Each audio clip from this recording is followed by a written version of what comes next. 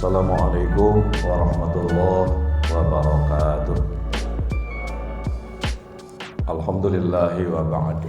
Niki waktunya 7 menit ya? Berapa? 10 menit. Oke, kan hanya 10 menit jadi nggak panjang-panjang kan. Kita masuk sekarang hari yang atau malam yang ke-13 ya.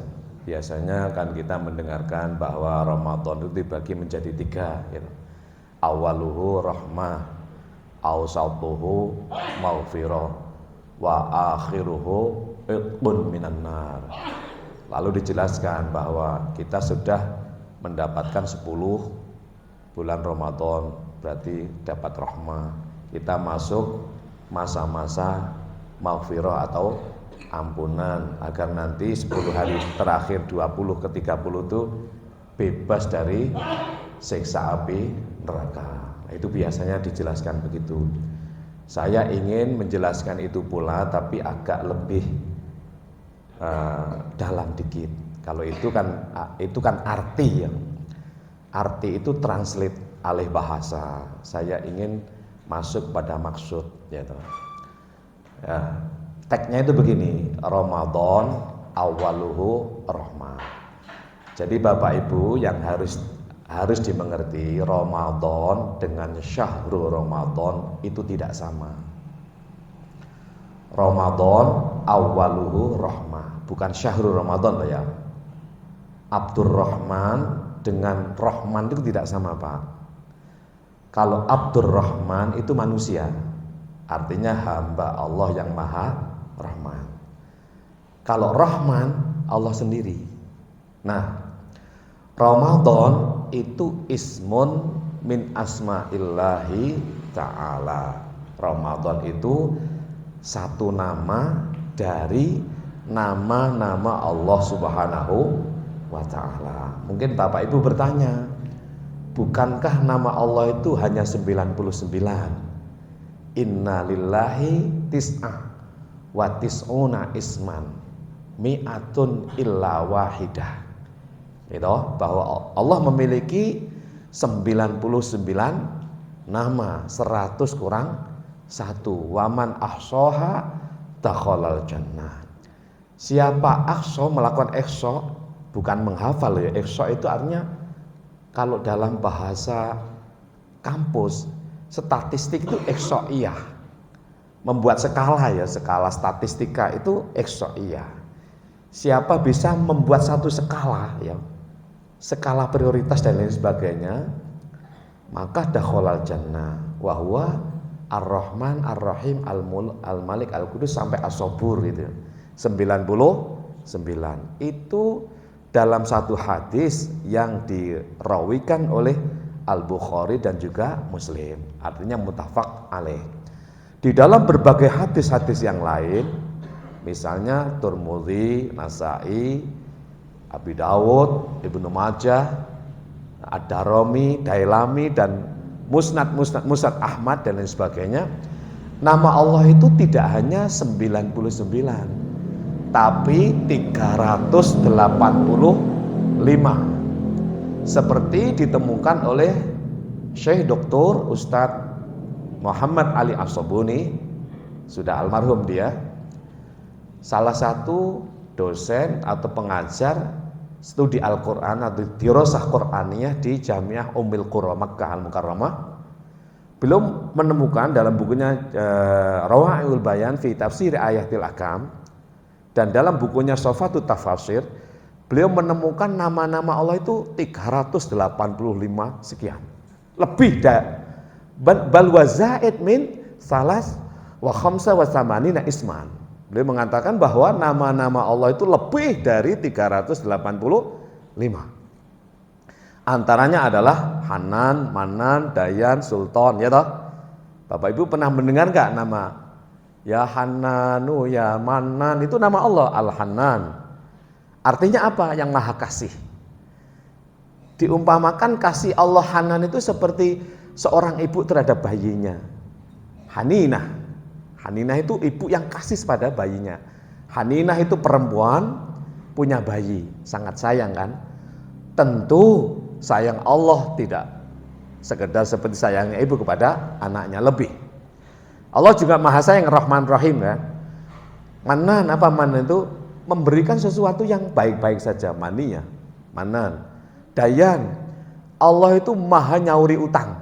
Dayan, makanya utangnya akeh Pak jenengan. Sing duwe utang lho ya, sing duwe utang. Alhamdulillah kula enggak duwe utang.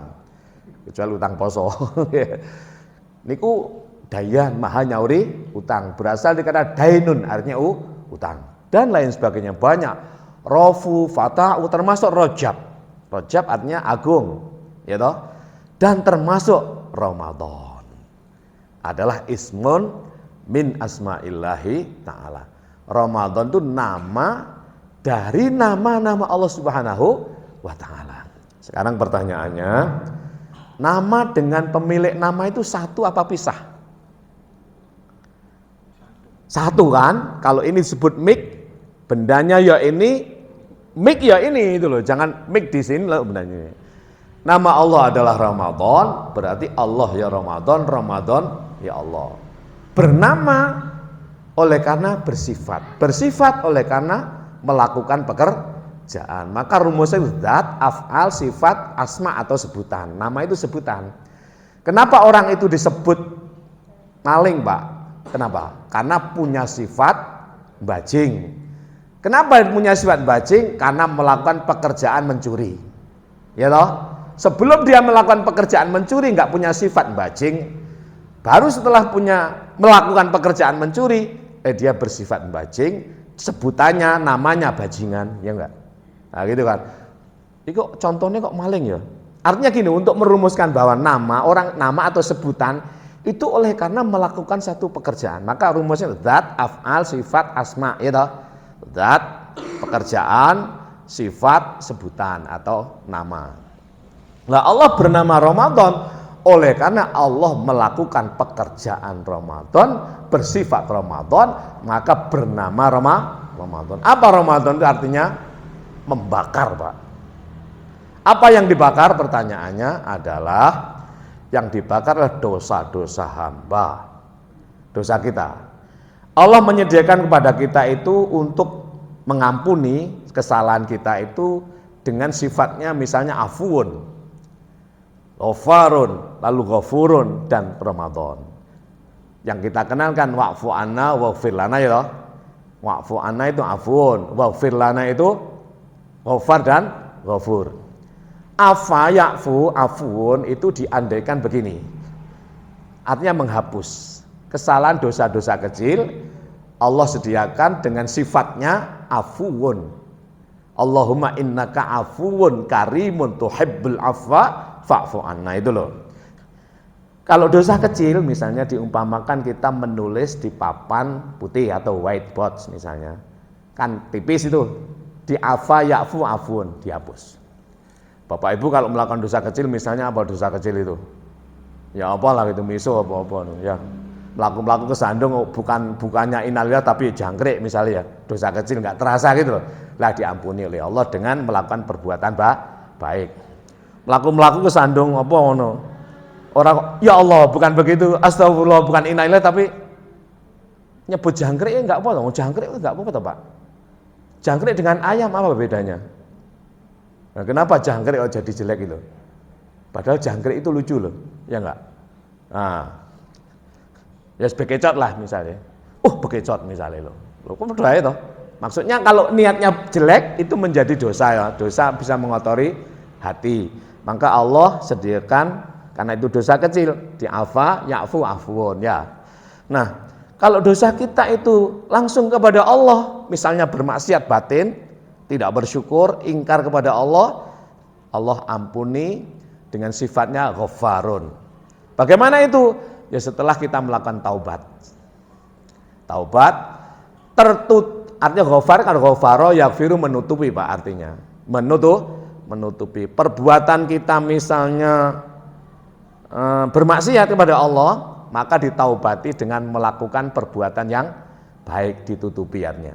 Kalau perbuatan baik kita itu tidak mampu menutupi, ya gini ya pertanyaannya, yang ditutupi dengan yang nutupi kudu besaran mana? Besaran yang nutupi kan, berarti perbuatan baik jenengan harus lebih besar. Dengan dosanya agar tertutupi, Allah menyediakan sifatnya Ghafar. Nah, kalau Ghafur, dosa kula panjenengan sedaya, dosa kita sesama hamba, misalnya berani sama kakak kandung atau bentak orang tua, ya toh. Nah, itu diganti dengan apa? Dengan perbuatan baik. Fa ahsin kama ahsanallahu ilaik, ya toh, dan seterusnya itu. Kamu berbuat baik. Untuk apa?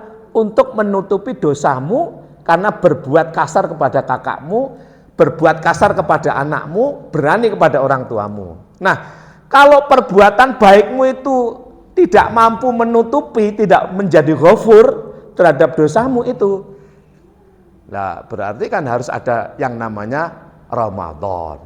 Allah menyediakan yang terakhir, pamungkasnya disebut dengan Ramadan. Apa Ramadan artinya? Membakar, Pak. Membakar kan perbuatan. Diumpamakan begini. Syekh Mahmud Abdul Razak Al-Askandari itu memberikan penjelasan begini. Diumpamakan besi ya. Besi yang sudah berkarat. Yang sudah kotor. Kalau besi kena debu kan dihilangi itu hilang ya. Kalau besi misalnya karatnya sedikit kan dicat. Di ghafaro yaghfiru, dicat, tertutup kan. Tapi kalau karatnya sudah kandel banget, dicat tambah tinggrocel, dilapin tidak bisa, maka mau nggak mau dibakar, ya kan, dibakar, ya loh, sampai bisa ngelontok. Lah itu Allah Maha membakar Ramadan. Maka Ramadan itu nama Allah. Saya kembali kepada Ramadan, awaluhu rahmah, awsatuhu maghfirah, wa akhiruhu itqun minan nar. Saya ingin menarik bahwa bagaimana teks ini bisa kita praktekkan dalam diri kita. Saya katakan di depan bahwa Ramadan dengan Syahrul Ramadan tidak sama.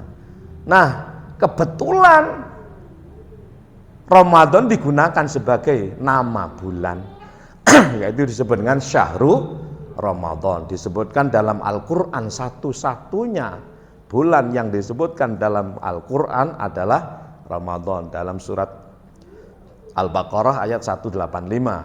Syahrul Ramadan alladzi unzila fihil Qur'anu hudal linnas wa bayyinatin minal huda wal furqan. Faman syahida minkum syahra falyasumhu wa man kana maridon aw ala safarin fa'iddatun min ayyamin ukhra. Yuridullah bikumul yusra wala yuridu bikumul yus. Yuridullah bikumul us. Yuridullah bikumul yusra, jadi balik lagi. Yuridullah bikumul yusra wala yuridu bikumul usra. Walitukmilul iddata walitukabbirullaha ala ma hadakum wa la'allakum tashkurun. Nanti dicek. Itu surat kedua ayat 185.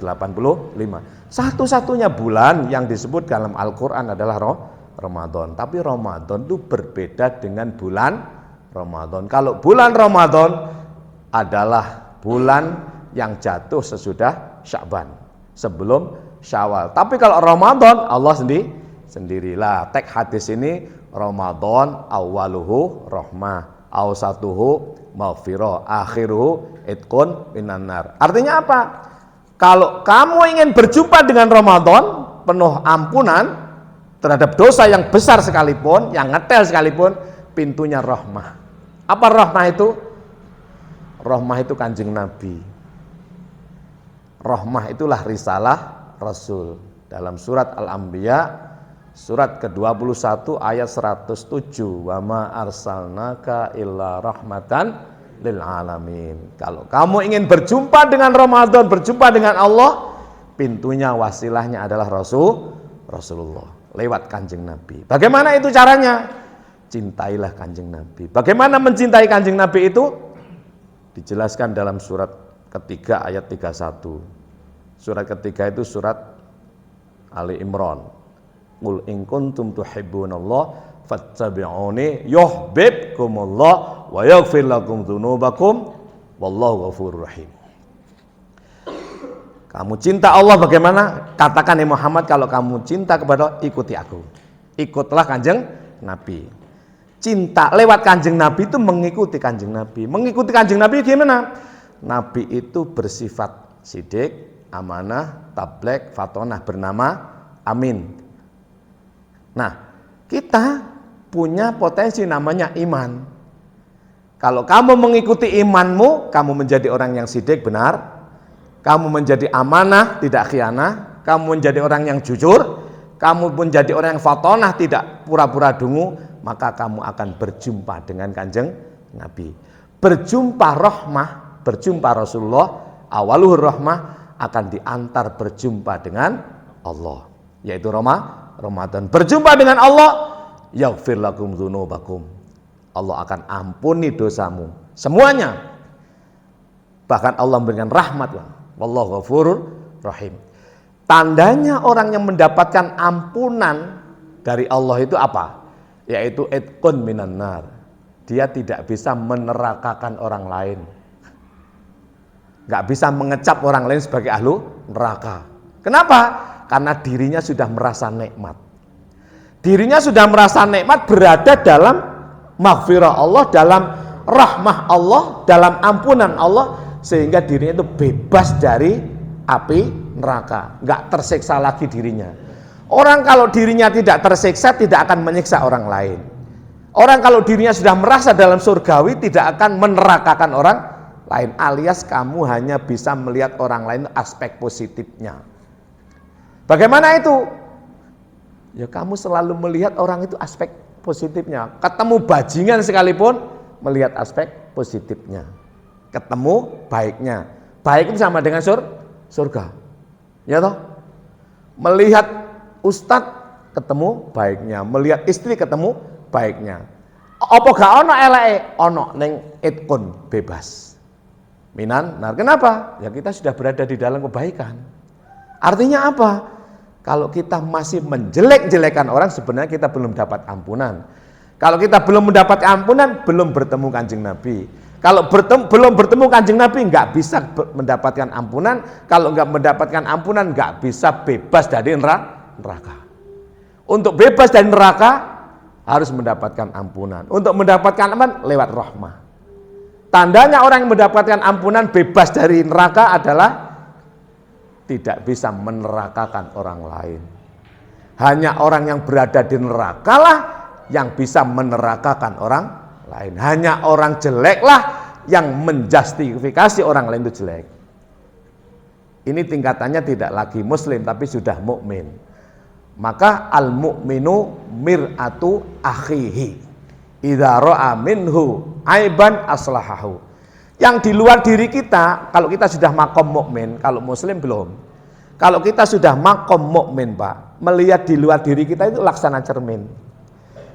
Kalau kita melihat orang itu jelek misalnya, bukan orang itu jelek, tapi cara pandang kita yang belum lurus. Kalau kita bercermin, lalu di cermin itu muncul wajah yang tidak ganteng, kecumut, apa yang kecumut ya bahasa kita. Itu bukan cerminnya yang kotor, tapi kita yang harus berbenah diri. Nah, kalau kita melihat orang lain, lalu kelihatan jeleknya, pandangan kita yang harus kita luruskan. Oh, belum ketemu tak berusaha. Nah, itu maksudnya maqam mukmin. Tanda orang yang bebas dari neraka adalah menduduki maqam mukmin. Apa maksudnya? Sudah tidak mampu lagi menemukan kejahatan pada diri orang lain, hanya melihat di luar diri kita itu sebagai cermin. Al-mu'minu mir'atu akhihi idza ra'a minhu aiban aslahahu. Kalau kita bercermin lalu dalam cermin itu muncul gambar yang tidak baik, bukan cermin yang kita pecah, bukan gambar itu yang kita salahkan, tapi diri kita lah yang harus mandi. Alias cara pandang kita terhadap orang lain yang harus kita luruskan. Saya kira begitu nggih. Terima kasih. Mohon maaf. Wa'alaikum minkum. Wallahul muwaffiq ila aqwamit thoriq. Assalamualaikum warahmatullahi wabarakatuh. Sallu sunnata tarawih jami'atan rahimahumullah. As-salatu